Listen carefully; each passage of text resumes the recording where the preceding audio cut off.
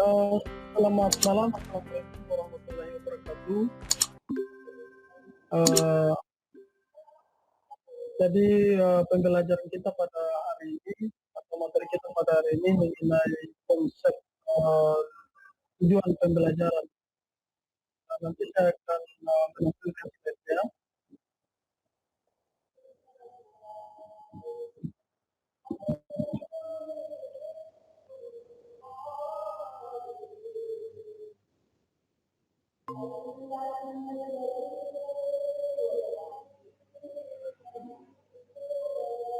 Oke, sudah terlihat Bapak-Bapak? Ya, baik Pak, sudah terlihat. Iya. Oke, jadi materi kita kali ini adalah mengenai konsep tujuan pembelajaran. Jadi saya jelaskan dulu apa itu tujuan pembelajaran. Jadi tujuan pembelajaran merupakan deskripsi pencapaian tiga aspek kompetensi yakni pengetahuan, keterampilan, dan sikap yang diperoleh siswa dalam satu atau lebih kegiatan pembelajaran disusun secara kronologis berdasarkan urutan pembelajaran dari waktu ke waktu yang menjadi prasyarat menuju capaian pembelajaran. Ya, sebagaimana materi yang lalu kita sudah membahas mengenai capaian pembelajaran, jadi mungkin Bapak Ibu sudah bisa paham tentang capaian pembelajaran ini.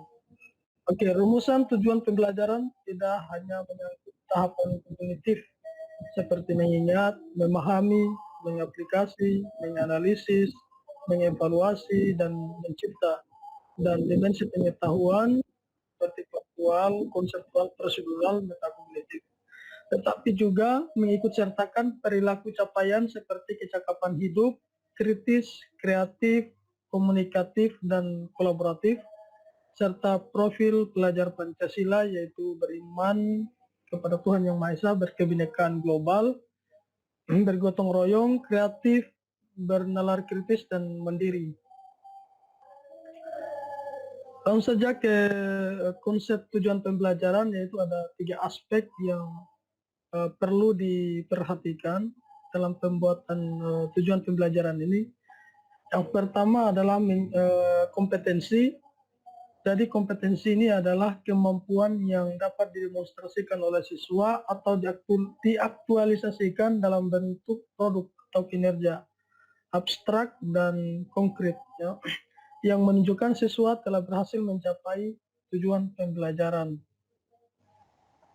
Kemudian kita bisa lihat contohnya di sini untuk kompetensi. Peserta didik dapat menyajikan solusi untuk menangani perubahan kondisi alam di permukaan bumi akibat faktor manusia. Ini ada teks yang ditebalkan ini. Sini adalah menyajikan. Nah, menyajikan di sini masuk dalam aspek kompetensi. Jadi aspek kompetensi ini bisa kita mengacu pada taksonomi Bloom yang direvisi. Jadi kompetensi ini bisa berarti menyajikan atau mempersembahkan atau dan lain sebagainya. Nanti lihat saja di internet, bisa di-download mengenai taksonomi Bloom ini. Yang kemudian adalah konten. Konten yaitu ilmu pengetahuan inti atau konsep utama yang diperoleh siswa melalui pemahaman selama proses pembelajaran di akhir satu unit pembelajaran. Apa ilmu pengetahuan inti atau konsep utama yang perlu dipahami di akhir satu unit pembelajaran? Pertanyaan apa yang perlu dapat dijawab siswa setelah mempelajari unit tersebut?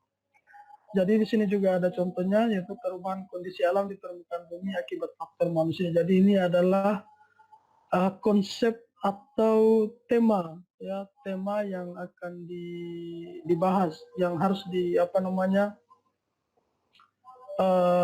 yang menjadi tema yang nantinya akan dibahas di dalam pembelajaran nanti. Jadi yang kedua ini adalah konten yang menjadi aspek dalam penulisan tujuan pembelajaran. Kemudian adalah variasi. Variasi adalah sebuah keterampilan berpikir apa saja yang perlu dikuasai siswa untuk dapat mencapai tujuan pembelajaran. Penggunaan keterampilan berpikir kreatif, kritis, dan tingkat tinggi seperti mengevaluasi, menganalisis, memprediksi, menciptakan, dan lain sebagainya. Keterampilan berpikir apa saja yang perlu dikuasai siswa untuk dapat mencapai tujuan pembelajaran. Jadi di sini ada contohnya, yaitu menganalisa hubungan antar kegiatan manusia dengan perubahan alam di permukaan bumi dan menarik kesimpulan penyebab-penyebab utamanya. Jadi di sini kita bisa lihat adalah menganalisa, kemudian ada menarik kesimpulan. Di sini kita pahami bahwa variasi di sini adalah bagaimana memecahkan masalah, ya, atau kesimpulan apa yang akan kita ambil dari materi tersebut atau yang kita bahas. Kemudian ini adalah contoh tujuan pembelajaran yang lain yang memuat 3 aspek yang telah dijelaskan. Jadi di sini ada contohnya saya bacakan, menjelaskan hukum Newton dengan menggunakan kata-kata sendiri dan menceritakan fenomena dalam keseharian yang menggambarkan hukum Newton. Jadi di sini kompetensinya adalah menjelaskan. Jadi ini adalah merupakan aspek kompetensi menjelaskan, termasuk tadi menyajikan, menjelaskan juga dalam masuk kompetensi. Kemudian ada di sini hukum Newton. Jadi hukum Newton ini adalah materi yang dipelajari. Ini masuk dalam konten. Kemudian menggunakan kata-kata sendiri. Ini adalah variasi atau keterampilan berpikir. Ya, jadi ini adalah merupakan keterampilan berpikir kreatif, kritis, dan tingkat tinggi. Jadi ini menggunakan kata-kata sendiri. Kemudian menceritakan fenomena dalam keseharian, menceritakan ini juga masuk dalam kompetensi menceritakan, menjelaskan, menyajikan, ya. Kemudian di sini juga ada contoh yang lainnya, merancang solusi untuk menyelesaikan permasalahan dalam bidang konservasi energi dalam skala rumah tangga. Jadi di sini adalah merancang, ini termasuk kompetensi. Kemudian ini solusi, keterampilan berpikir atau variasi, menyelesaikan permasalahan, ini juga masuk di kompetensinya. Dalam bidang konservasi energi dalam skala rumah tangga. Jadi ini adalah materi atau konsep yang dibahas. Jadi mungkin itu saja materi yang saya sampaikan pada malam hari ini. Jadi ini mengenai konsep tujuan pembelajaran, ya. Jadi nanti kalau ada hal yang perlu ditanyakan atau ada tambahan mungkin dari Bapak Ibu sekalian, mungkin kita bisa diskusikan di setelah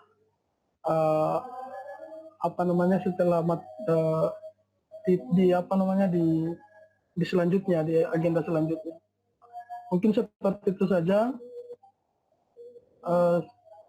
Terima kasih atas perhatiannya. Saya mengucapkan terima kasih. Assalamualaikum warahmatullahi wabarakatuh. Selamat malam. Terima kasih atas kesempatannya. Baik, di sini saya akan mempresentasikan tentang modul ajar. Tapi sebelumnya akan saya share screen dulu. Izinkan saya men-share screen terkait modul ajar ini. Sebentar ya Bapak Ibu.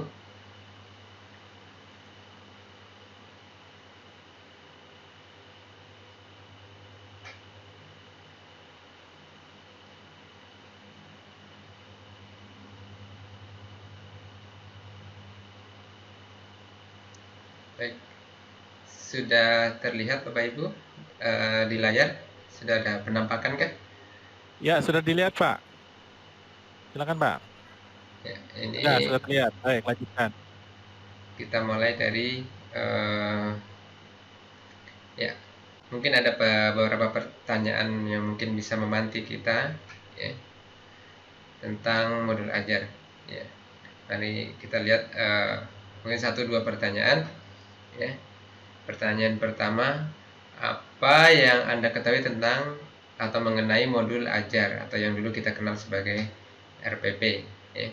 Apa yang Anda ketahui mengenai modul ajar atau RPP? Mungkin Pak Burhan atau Pak Edi, siapa monggo yang akan menjelaskan atau menjawab? Ya, menurut saya Pak, ini modul ajar atau RPP itu ya seperangkat rencana pembelajaran dari seorang guru yang akan melaksanakan pembelajaran, di mana di dalamnya itu termuat rencana-rencana yang meliputi dari identitas sekolah, alokasi waktu, kemudian jenjang atau kelas berapa gitu, kemudian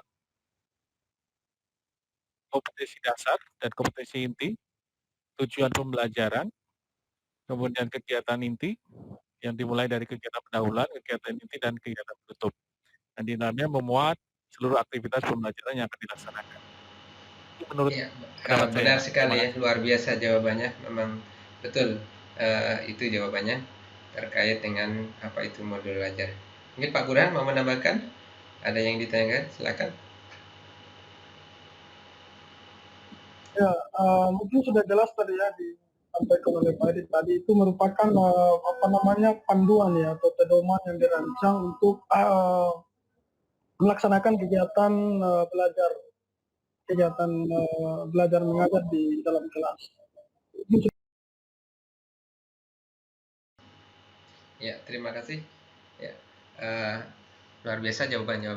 Baik, saya teruskan dengan mengeksplorasi konsep tentang modul ajar ini. Mari kita lihat Bapak Ibu sekalian tentang apa saja dan bagaimana konsep modul ajar di kurikulum sekolah penggerak ini. Ya, jadi nanti akan kita ketahui tentang konsep modul ajar, kemudian komponen modul ajar, prinsip penyusunannya, kemudian prosedur penyusunan. Ya. Modul ajar adalah sejumlah alat atau sarana media, metode, petunjuk, dan pedoman yang dirancang secara sistematik dan menarik dan diimplementasikan dari alur tujuan pembelajaran yang dikembangkan dari capaian pembelajaran dengan profil pelajar Pancasila sebagai sasaran. Modul ajar disusun sesuai dengan fase atau tahap perkembangan peserta didik, mempertimbangkan apa yang akan dipelajari dengan tujuan pembelajaran dan berbasis perkembangan jangka panjang. Guru perlu memahami konsep mengenai modul ajar agar proses pembelajaran lebih menarik dan bermakna. Nah, setelah ini kita akan bahas tentang komponennya. Ini yang penting ya, komponen modul ajar ya. Komponen modul ajar ini ada di paling tidak terbagi menjadi 3, yaitu informasi umum, komponen inti, dan lampiran ya. Nah, meskipun dibagi 3 seperti ini, tapi guru dalam satuan pendidikan memang diberi kebebasan untuk mengembangkan modul ajar sesuai dengan konteks, lingkungan, dan kebutuhan belajar peserta didik ya. Seperti itu. Nah, apa saja atau pengertian dari masing-masing komponen modul ajar itu nanti akan kita bahas ya Pak, secara lebih detail agar kita bisa paham komponen-komponen yang ada di dalamnya. Nah, baik, yang pertama dari komponen informasi umum ada identitas modul ya.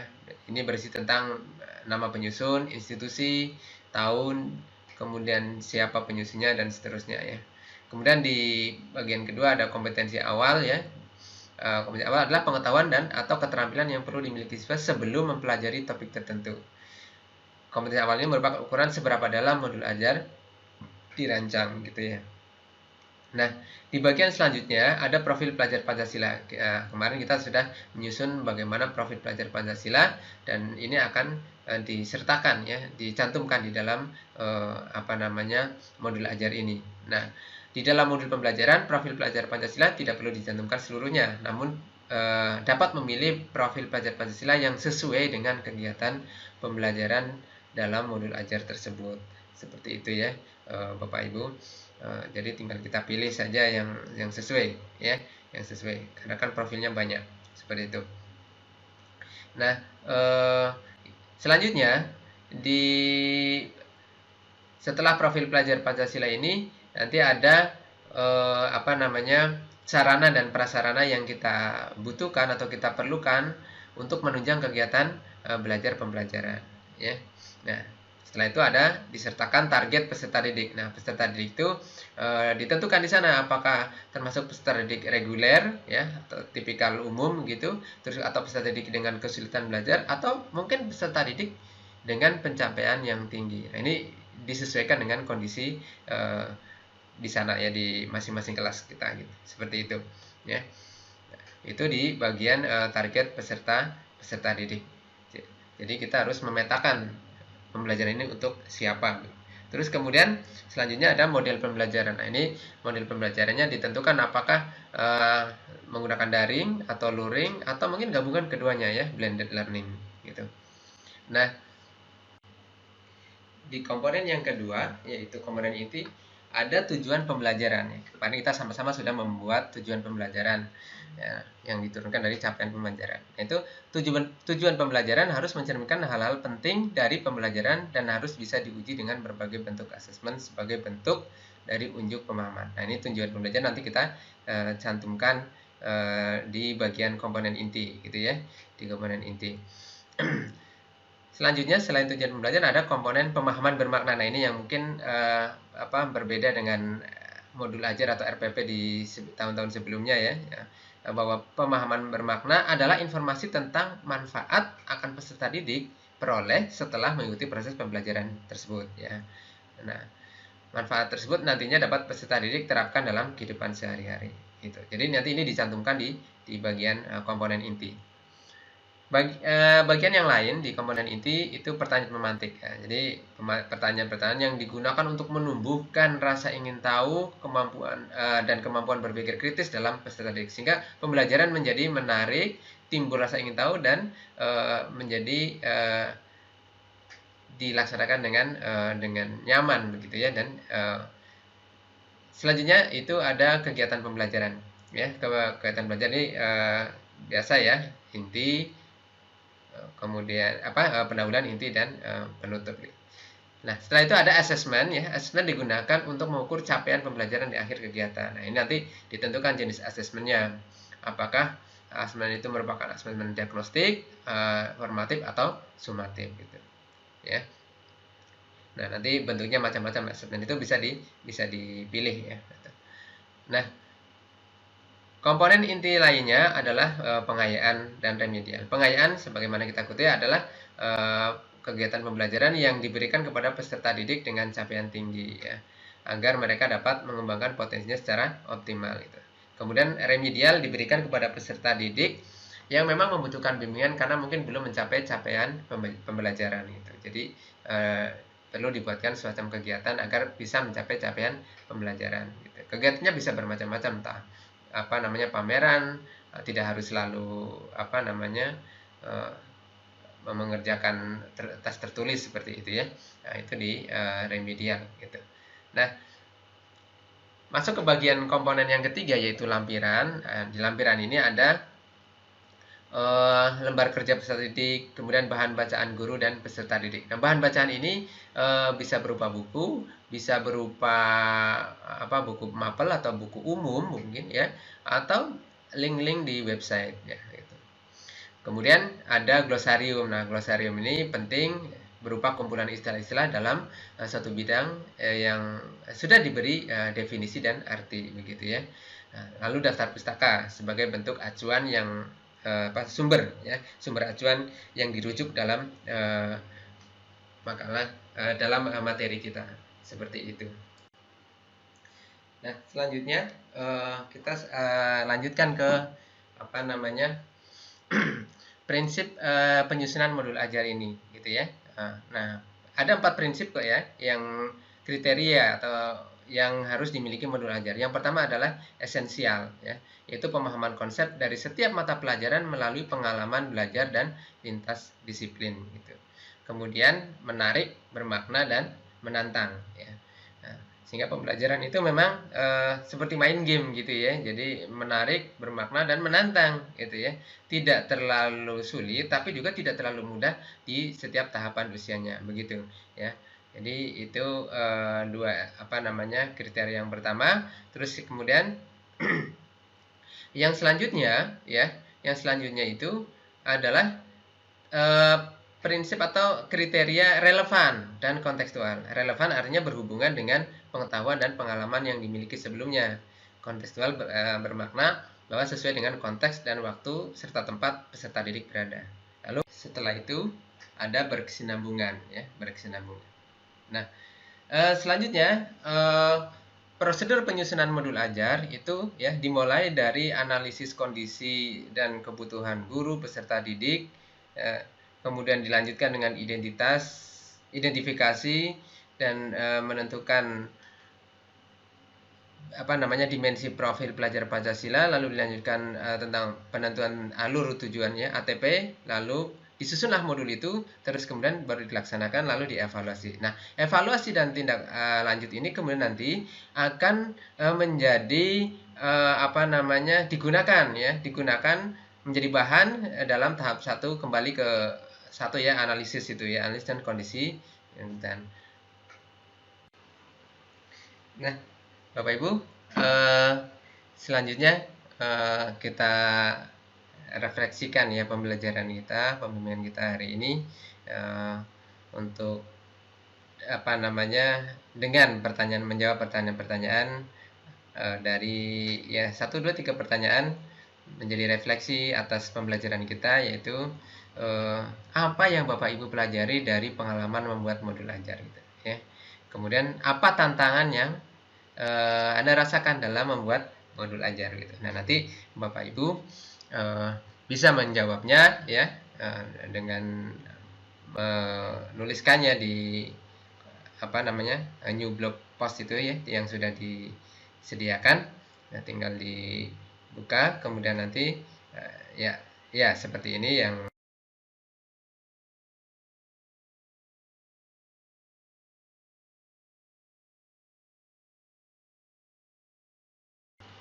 baiklah, Bapak Ibu semua, kita bilang res kita dengan melakukan gerakan-gerakan sedikit yang bisa merilekkan kita ya. Dimulai dengan tekan tangan seperti ini, kemudian tarik ke depan ya, tarik sekencangnya, hitung 1, 2, 3, 4, 5, 6, 7, 8 ya, tarik yang kencang ya biar reda ketegangan kita di punggung ya. Nah, kemudian ke atas ya, ke atas 1, 2, 3, 4, 5, 6, 7, 8, lalu ke kiri 1, 2, 3, 4, 5, 6, 7, 8, ke kanan 1, 2, 3, 4, 5, 6, 7, 8. Nah, itu ya, kemudian bisa meregangkan urat-urat kita yang agar bisa fresh lah kembali ya, seperti itu. Terima kasih, dari saya cukup sekian. Terima kasih.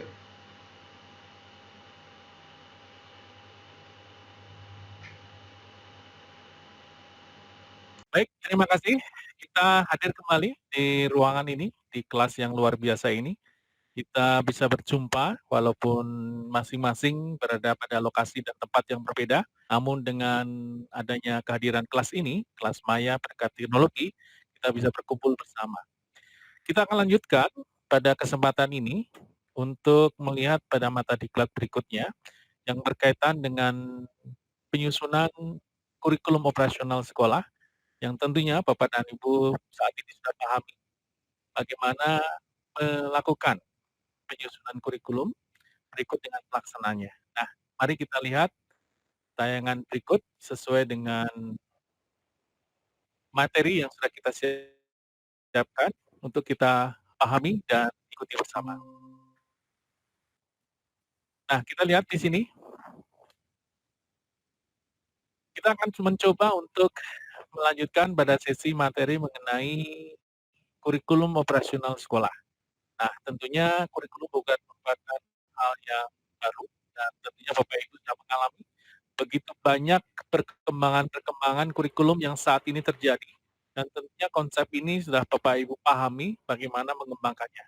Mari kita mulai dengan kembali untuk semacam merefleksi lagi apa yang Bapak Ibu ketahui tentang kurikulum operasional di satuan pendidikan. Nah, berikut pertanyaan yang bisa kita mulai untuk kita jawab dalam diri kita masing-masing ya. Nah, silakan kita akan curah pendapat, brainstorming bersama untuk melihat tentang apa itu kurikulum operasional pendidikan. Nah, kita mulai dari yang pertama. Apakah Anda terlibat dalam penyusunan kurikulum operasional di satuan pendidikan Anda? Silakan. Kalau dari sini apa yang Bapak Ibu bisa sampaikan kepada kita semua? Pak Iman atau Pak Burhan boleh menjawabnya? Ya, silakan Pak Iman.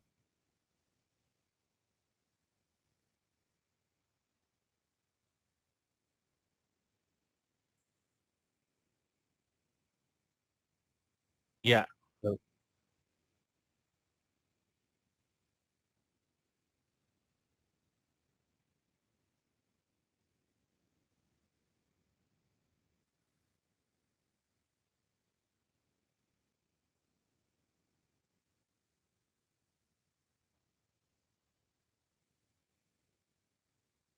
Iya. Iya, luar biasa. Betul, betul sekali ya. Ya memang kita sangat dibutuhkan untuk mengembangkan ini ya. Nah, bagaimana kurikulum itu diterapkan di sekolah yang saat ini sedang berjalan? Nah, silakan kita akan coba berbagi mengenai bagaimana kurikulum operasional di satuan pendidikan itu bisa diterapkan. Silakan Pak Burhan atau Pak Imam mungkin bisa menjawab.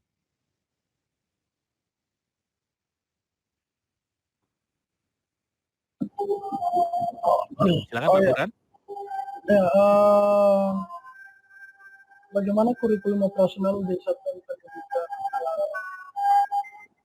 dibuat, yaitu melalui musyawarah dan mufakat dengan seluruh tim kurikulum sekolah dan disetujui oleh stakeholder yaitu komite, pengawas, dinas pendidikan, dan yayasan.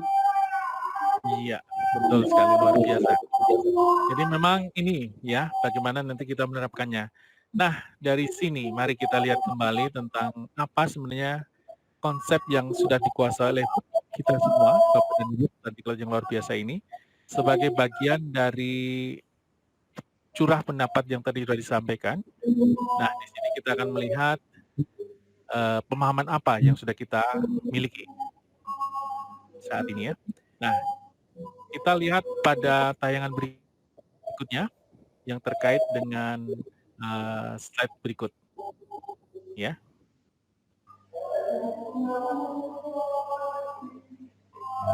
Nah, kita lihat di sini.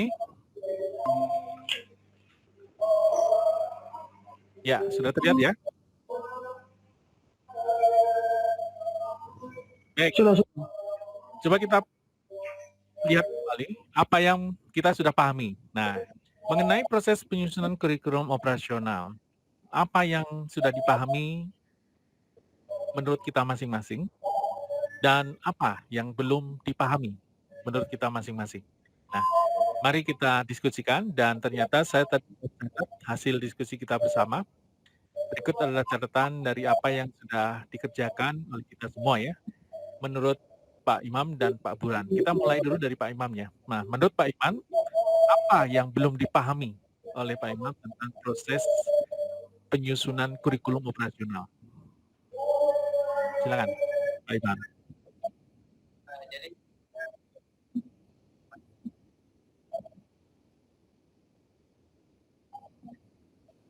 Oke, ya.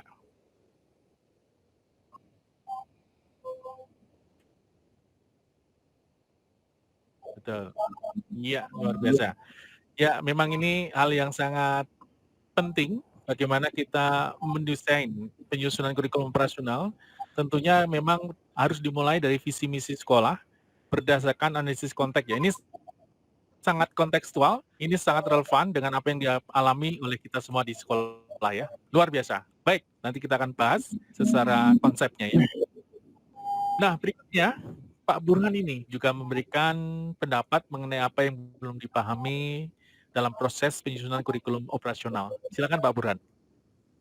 Ya, dari hal-hal yang belum saya pahami adalah mengenai analisis untuk pencapaian pembelajaran yang sesuai dengan karakteristik peserta didik. Kemudian memahami struktur kurikulum sekolah penggerak dan menyesuaikan dengan asesmen. Mungkin itu yang saya belum paham. Baik, terima kasih. Luar biasa Pak Burhan ya. Jadi memang ini menjadi kunci ya.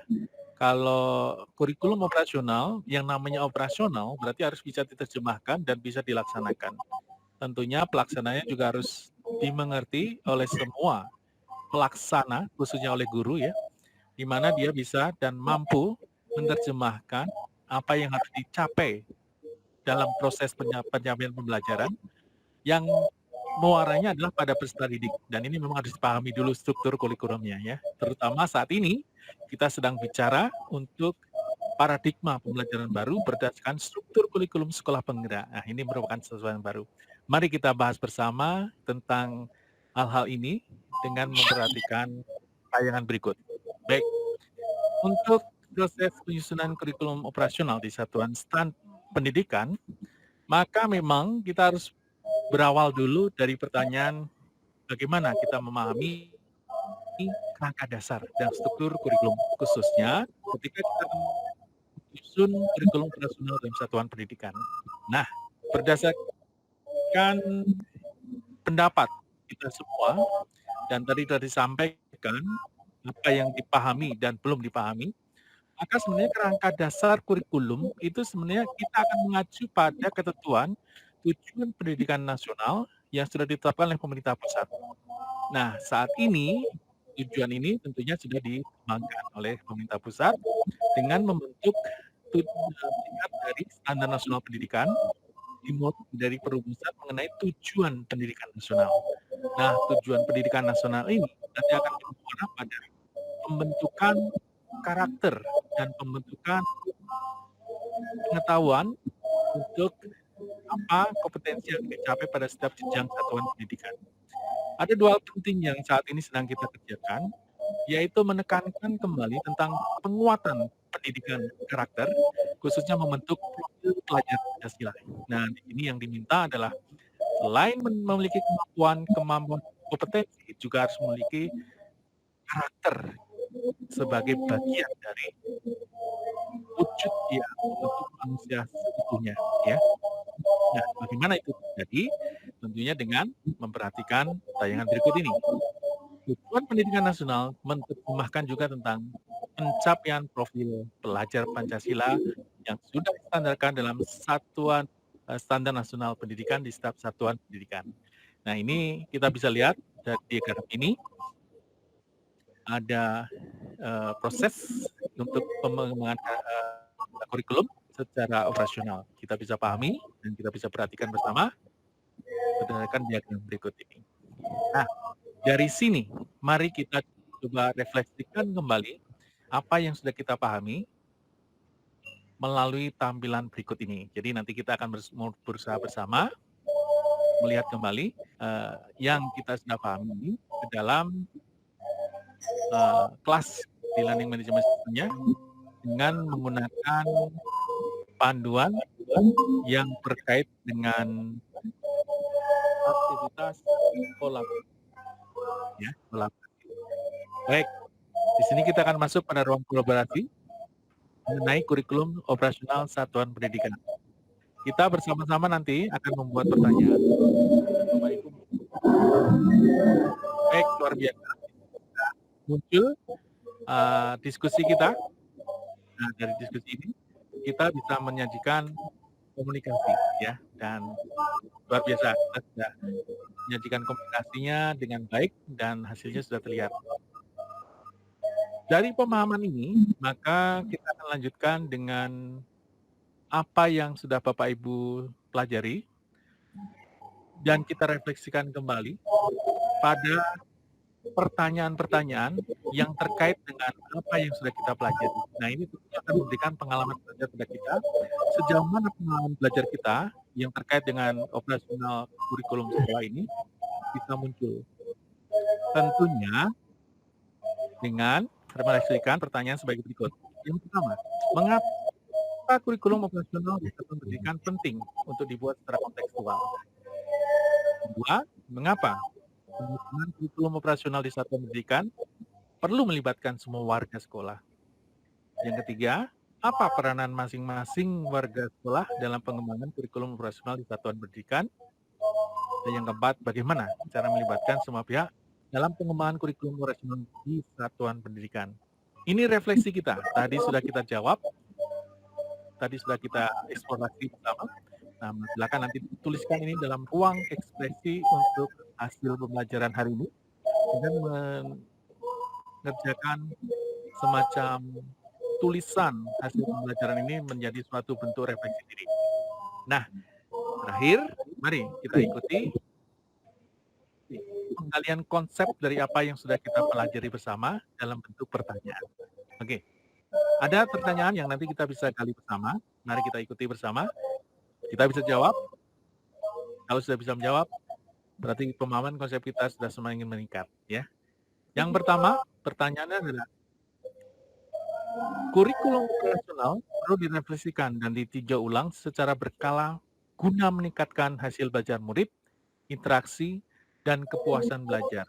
Rujuk pada pernyataan ini, menurut Pak Imam, apakah ini pernyataan yang benar atau salah?